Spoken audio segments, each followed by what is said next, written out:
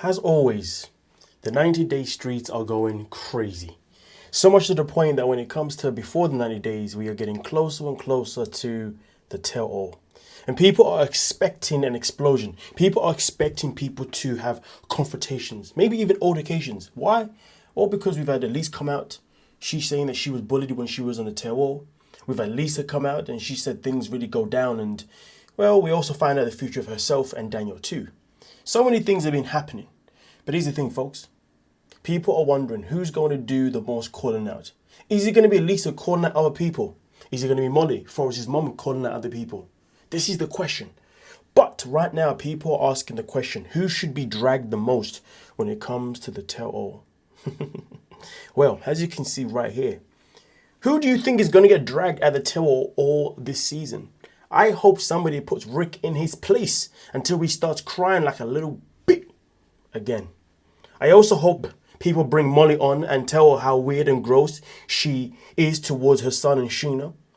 What are your thoughts? What are your hopes and predictions? Do you think they're going to be easy on the ones who don't deserve it? So here's the thing, folks. Okay? We've got Emma, who I believe deserves to be dragged. We have got, I guess, Molly. I do understand why people believe that she should be dragged. But I also believe in the same conversation. So should Forrest and Sheena. But then also on top of that, we have got Rick. Rick is definitely somebody that people definitely want to drag the hell out of. Then we've got Elise and Josh. Both of them in their own right, people definitely are frustrated with their behavior. So much to the point that rumor has it that when it comes to Lisa and Elise, something that we spoke about previously in another video, that even them two really get into it. Honestly, this tell-all right now has been set up to being potentially one of the most explosive ones of all time.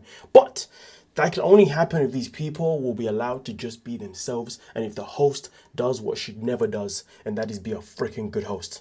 You know, what would be great is if Sean Robson comes in and she decides to instigate a few things. I feel like that's the perfect thing that we need. We need her having conversations with Sheena and Forrest and Molly and instigating certain things that Molly said and certain things that Sheena said, as well as also some of the things that Forrest said. We need instigation when it comes to Lisa and Daniel. For people to, for her to be saying, well, Daniel did this. Well, Lisa, you did this as well. And also, what about your child? We need these instigations. We need these things to really pop off. Okay? And then when it comes to Emma, we need instigation.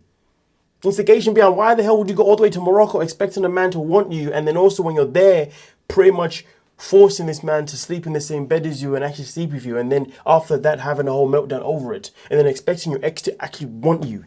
We need the host to instigate these things because we need everybody else who's going to be there from the cast members to be like, yeah, you know what, Miss Robson, you're right. That person should have never done that. And then that person can be like, well, hold on a minute. What about you, though? You should have never done that. Is this what we need? We need pure Jeremy Springer carnage. And I feel like this cast that we have for this season is the perfect one. Now, you may think just because I'm using the word instigate, I'm trying to promote like this toxic vibe. No. You see, sometimes you have to instigate to get the truth out of people. Sometimes you have to instigate to get people to reveal and for people to recognize how bad their relationship has been. Okay? It's called accountability. Accountability sometimes involves a little bit of instigation. For me to hold myself accountable, I have to start instigating things in my mind and be like, I was moving mad. How can I become reality ready? And if I instigate again in my mind and really trigger myself to the point I can't stand my triggers and I'm like, damn, I've got to confront myself. That is why I'm using the word instigate. Okay? And then also we've got Laura, Burkhan and Michael. We need them three to be instigated as well. We need Laura to be put in her place. You know, the host needs to step up and say, hey, so was your whole plan to just play these two men off each other? Was your whole plan to use Michael to make Burkhan jealous? Or was your whole plan to use Burkhan to make Michael jealous? We need these. And we need other customers to come in and say their stuff. And now I haven't forgotten about Sticking and Viva. Just that they were probably the most boring couple of the season, to be honest. But at the same time, we also need instigation with that one. Are you using this woman to come to America? Do you plan on marrying her, moving to Arizona, but once you get your green card, you're going to run away to Houston to pursue your career that you're never going to have because you're not even talented? Call a spade for spade? Ah, man. So really and truly, like, my thoughts, my hopes, as opposed to these are my hopes. The question is, ladies and gentlemen, what are your hopes for the tell-all? That's what I would like to know. But now we're going to move on to another post here. This post is all about Rick. And to be fair, Rick right now is definitely under fire. In all seriousness, this crusty turd makes me want to puke. He's so disgusting. Make no mistake, he likes to think that Trish and his ex are fighting over him. That's a very good point. Person continues by saying, this guy is such a narcissist and I hate that Trish is even giving him the time of day. She's beautiful and seemingly kind. She doesn't deserve to be played like this. But that's where this person is wrong. The fact that she keeps allowing Rick to stay in her life is exactly why she deserves to be played. Because you see, if she wasn't somebody that was moving mad, and she was somebody that was really ready, then I'd say she doesn't deserve this. But she's chosen the moving mad angle time and time again. No matter what this man does wrong, she keeps letting him back in. Continues by saying, I think he really enjoys feeling like he's some kind of prize. I'm sure his ex in Colombia doesn't care about him and just wants his money anyways. I think Trish generally likes him which boggles my mind. Why are the ugliest guys the biggest cheaters? I guess this person's also subliminally calling that cult. Subliminally calling other people as well. I mean, listen, it's not the ugliest guys that are biggest cheaters. It's just that men who can get women are just built that way. It doesn't matter. That's why sometimes people will be like, "Oh, let me downgrade. Let me go for a guy that I wouldn't usually go for." But you know what the problem is sometimes when women go for guys who's out of their league, they treat them differently. And because you treat them differently, these guys, because they now know they've been able to bag a nice looking woman, but doesn't treat them right, well, guess what? You're giving them confidence they can probably go bag another nice woman, but this time they're looking for someone with a better personality. That is one of the reasons why that person may decide to be unloyal to you or be X by Z. That's just one reason. So point being is, should you ever date down for the sake of dating down? No. Always date to someone that fits your standards. And when I say standards, what I mean is your boundaries. In fact, let's remove the word standards, boundaries. Because when we talk about standards, we're going to get into that one with somebody else later on in this video. Yeah, and I'm definitely going to rip up the whole word standard in that one. So let me replace it in this situation. Boundaries. Okay. But let's read one of the comments that somebody took their time to read. They said, he already blamed Trish for the cheating vacation, telling that it was basically her fault for not being so attentive toward him in Texas and calls. I was lonely, he told her. Watch now. He'll find some reason to blame Trish for the reason why he's still in contact with his ex and for whatever feelings he might have for her. He's also the kind of guy who will pretty much blame the ex in Colombia for what's happened, saying that it's because she's the one who was blowing up his phone and not because of him actively sending messages to her or replying to her. Guys like Rick never understand they're at fault for anything. So basically guys like Rick, Gino, Colt. Well, Colt understands he's at fault. He just manipulates that he's at fault as a way to continue the manipulation. Yeah, that guy's not the work. He's built different. But let's continue. And instead, turn the tables on innocent people to make them feel at fault instead. And somebody says here, because he has no education, no emotional intelligence, no general intelligence, no confidence, a very fragile ego, because he knows he's full of But it's easier to shift the blame, so he plays his little games. Worst men to be around. Let me correct that last thing. Worst people in general to be around, because there are both men and women that behave in this atrocious way. So give me your thoughts though. Give me your thoughts on that. Okay. As far as I'm concerned, I've said what I've said, so I need to know what you guys are saying. Are you going to give me a comment that is reality ready, or give me a comment that is moving mad? I guess we have to wait and find out. So please do comment down below. So now we're going to move on this next one. And the next one is still about Rick. This is regarding Rick's past. So when it comes to Rick here, Sheena is not the mom of Rick's older kids. Sorry guys, I recently posted that Sheena was the mom of to Rick's older kids and was wrong. Sheena is his mom to his younger boys. Didn't want to post false information. The rest is the same though. She thinks he's cheap and they got married in Nigeria. He brought her over on a K1 visa. And let's be real. Rick is one of these people that will go over to a country, find a woman, bring her off to the United States and hope that he can control her. This is the one issue that Rick has with Trisha, you see. His whole thing is to see how far he can push her so he knows how much power he has over her because he has to be able to control her. Going back to what the person said before, he's got a fragile ego. People with fragile egos always feel the need to put someone down, always feel the need to test someone in any length possible to see if that person will still stay, so therefore they know they can control that person and they have that person in the palm of their hands. It's basically what Colt does. The only difference is Colt does it for temporary purposes. Once he's kind of bored and done with it, he goes and does the same thing to somebody else. But he's just a serial menace. And that's just me being kind. Someone else did say, though, in this comment section here that on his question, if Rick already brought someone over on a K1 visa, is he able to do so again? Is there a limit? As a Canadian not super familiar with the rules? I'm pretty sure you can, but someone else says, yes, you can bring another person over on a new K1 visa after a divorce. You are legally permitted to file a new petition, which is Form 1, or I, or L, no, I-129F. However, because of the previous failed K1, they will be seriously, scrutinized, which is a fair point. So there you go, folks. So the people who didn't know, well, now you know. Now you know. And now we're going to move on to the next part. Now, this one is all about Sheena. Well, I guess, and Forrest and him and Molly. I feel so bad for Sheena. It breaks my heart to see Sheena cry in every episode. Somebody who cries in every episode tells you a lot about that person. It tells that person loves to use tears for manipulation purposes. Understand, somebody that cries off the whim all the time, trust me, those are the people you need to be very, very worried about. This poor woman works full-time helping animals for $500 a month. Supports her entire family, is lovely, patient, smart and kind. Beautiful too. I'm tired of seeing her being verbally abused by Forrest's mother. Poor girl waited 7 years to be with her love. She isn't getting any younger and she knows it. Who else here wants the best for Sheena? Well, you know what? Let me read this comment here real quick before I even get into my own thoughts.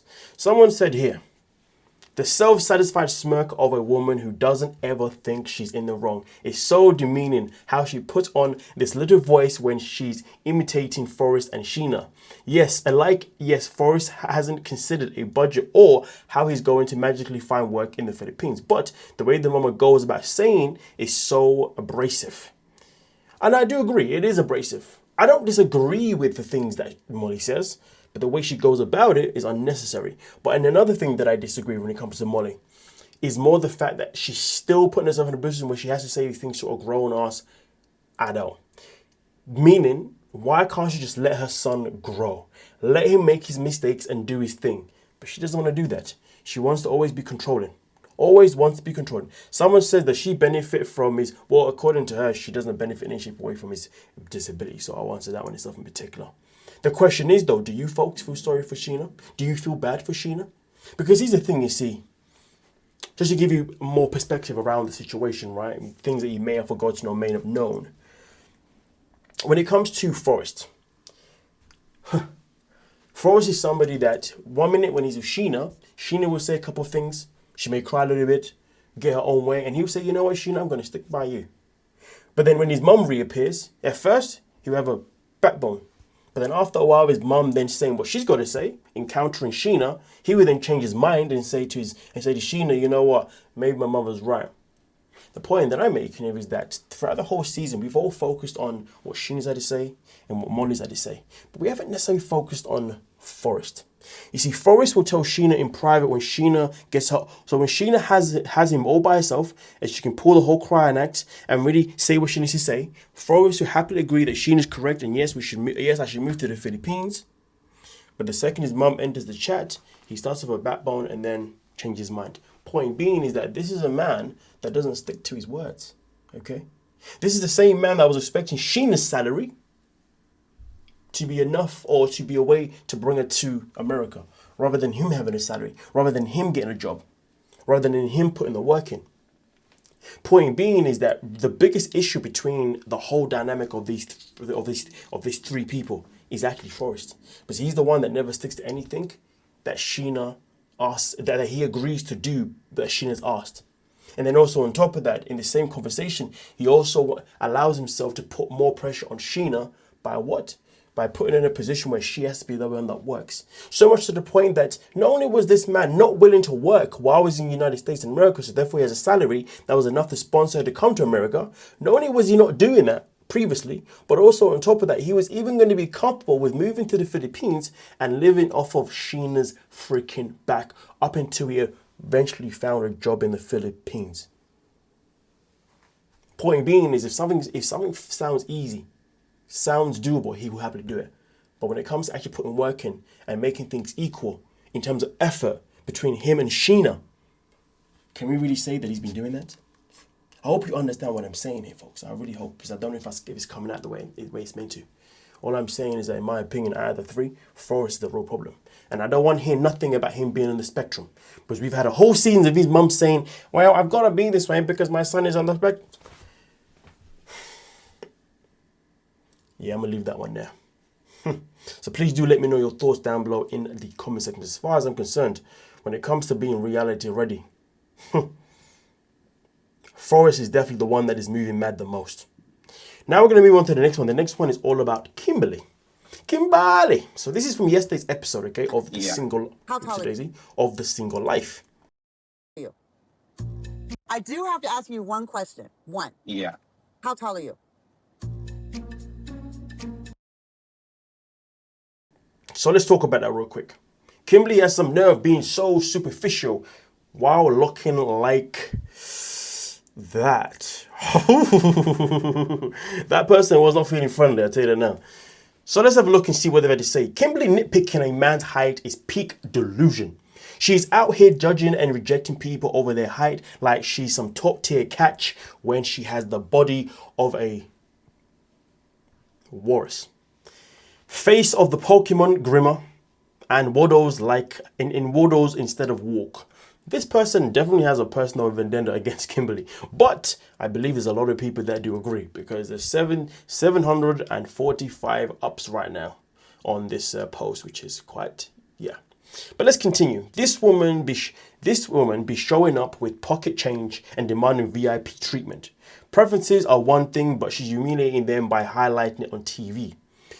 And being OR, but you know I'm big on height is giving entitlement with zero self-awareness. Let's be real. Let's be real, ladies and gentlemen, when it comes to Kimberly. Kimberly, has self-awareness ever really been one of her traits? Has she ever really been able to showcase that? Absolutely not. Not ever. And probably not ever, ever. Unfortunately. This is the same woman that catfished her own son. When Larry entered her life, what did she do? She made an account as Jamal and catfished her own bloody son.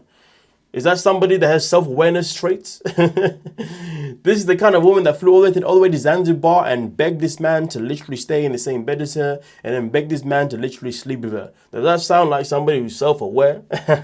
And I could go on, but the list is long. Yeah. Anyway. We continue. If you're going to run a checklist on appearance, at least make sure you bring something to the table besides audacity. She went on a date with poor Joe and said he's too old. Can you imagine? Well, she basically said that she felt like he does things that's too old necessarily because she's a child at heart. She doesn't want to be at home at 8 p.m., with her slippers on, having a coffee and watching TV, you see. But that's an old person activity, and she's got a young soul, which is why she decides to have friends, which is why she decides to always be around her son's friends. Creepy, right? But anyway, we continue.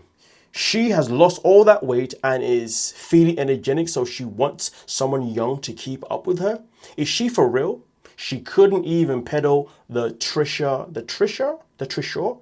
Oh, the bike, the bike thing, yeah. I didn't know it was called that thing where they were on, and he was doing it along carrying her heavy ass. She really thinks her match are people like Josh/Usman. They are no catch, but leagues better than her. I hear that. I hope Jamal buys her a genetic mirror for Mother's Day. No, so a gigantic. Whew, that's crazy. Damn, a gigantic mirror. Whew. That's a personal attack right there, isn't it? Anyway, to be fair, the whole thing is a personal attack, isn't it? for Mother's Day with all the TLC checks he's received for showing up everywhere and bringing no value to the show. Oh, this person doesn't even like Jamal neither. It's only right since he's the only child she chose to raise. Whew. The question is, folks, do you think this person is moving mad, or do you think this person is reality ready? I want to know your thoughts. Do you really stand by what is being said here, or do you think this person is going too far with it? Or do you have things to add to what's already been said? As far as I'm concerned, folks, I just added context. And the context is that, well, Kimberly has always been a thirsty person with no self-awareness. And I will say this, though. There are people in this world that when they have a body transformation, they do start to feel a certain type of way. And it really then exposes their character, doesn't it? You know, if you meet someone today who is in a certain position physically, and they have the best personality ever, but then one day they have a body transformation and that personality goes somewhere else, just know that their personality before was something they had because, well, they do say that sometimes when you are out of shape, if you got a good personality, at least that'll be attractive. And then some people, what happens is they end up losing that personality when they have a transformation because they now think they don't need it no more because they are locking their shiz. And unfortunately, I wouldn't necessarily say somebody in this certain topic is really looking the shiz, you know, but hey, that's just up to, that just comes down to preference, right? So really and truly, I need to know your thoughts, my lovely peoples. Come on now, let's not mess about here. But now we're going to move on to the last bit of this one. And this one is all about Josh. Josh is somebody that has been dragged throughout the whole season, along with Elise, but I say more him than Elise. Somebody said you were right about Josh. What was he right about? Let's find out. One of Josh's ex-girlfriends confirmed that most of you have expected since the beginning, and he's not just a casual user. He's an all-day, everyday snort fest, hence the lack of money. I'm going to say all this information is allegedly, because we still don't have proof.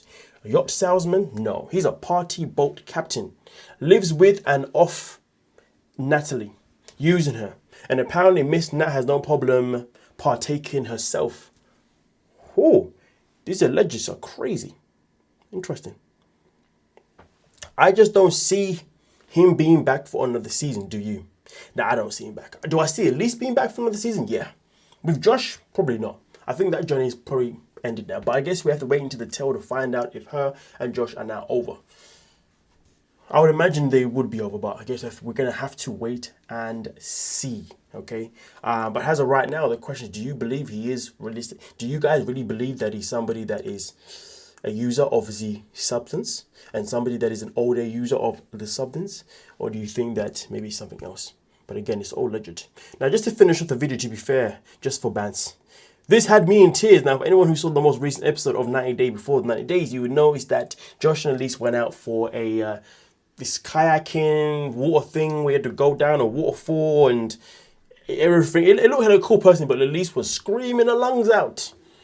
So somebody said the moment you realize you're getting embarrassed in public for the 50th time. Honestly, for someone who also suffers from anxiety, it baffles me that Elise did not research the exhaustion before signing up for it. It's okay to be scared, but she would had at least some idea of what this would mean. Absolutely. Now, for the people who didn't see the episodes in particular, but I'm a kind person, you know what I'm saying? Nah. Nah, because obviously, you know, I'm a resourceful person. I'm a kind person. Let's get twisted here. I do remember actually uploading a little clip of this. I'm sure I did on my YouTube shorts. You know what I mean? Just to give you guys a cheeky little reminder. And for some reason, why can I not find this? This is a bit crazy. I thought I had it on my shorts. I do apologize, my peoples. Oh my goodness gracious me. Oh no, I do. 2 hours of jumping through frigid cold water. I'm starting to get hypothermia.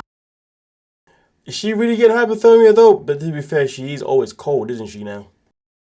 But this is not an exaggeration. I can't do this. I want to get down, but the only way to get down is to go down this massive. You know what? She at least just made me lucky that I wasn't there. Because if I had been there, oh my days, I would have made it worse. Not gonna lie to you. I am a pure wind-up merchant. Waterfall. I feel like I'm gonna die.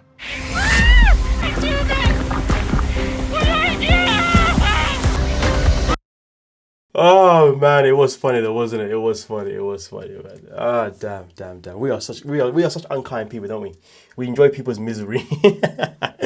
Or at least I do anyway. But with that being said though, thank you so much for your time. Definitely want to know all your thoughts about everything that we discussed in this video, especially the part when it comes to the tarot. But hey, don't forget to hype the video if you haven't before. You know what I mean? If it's your first time, please do it. If it's not your first time, do it again. Come on now. And also on top of that, don't forget to like, subscribe, and I'll see you guys in the comment section. Thank you so much for your time. Have a great day.